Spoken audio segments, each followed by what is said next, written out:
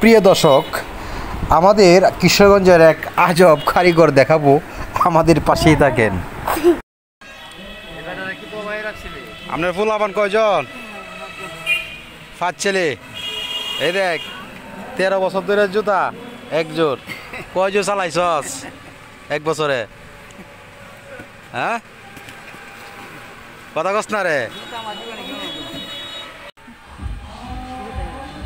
আপনি জুতা এটি কয় বছর ধরে চালাইতেছ? 13 বছর ধরে এই জুতা ইউজ করতেছ? জুতা একটা জুতাটা বাউরেন দেহি, জুতাটা দেহি দেখাই, আজব জিনিস একটা।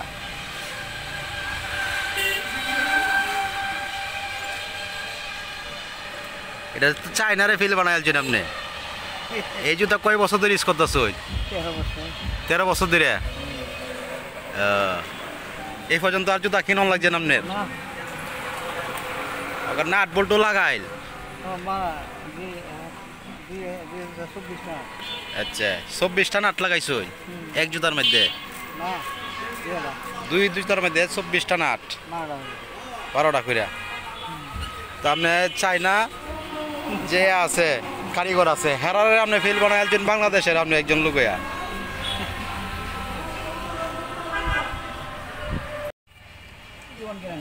এটা লাইফ গ্যারেন্টি না? দুজি খেয়ের এই জুতা লাগে তাহলে কমেন্ট করে জানান, যে জুতা অর্ডার করে নিতে পারবেন, সমস্যা নাই।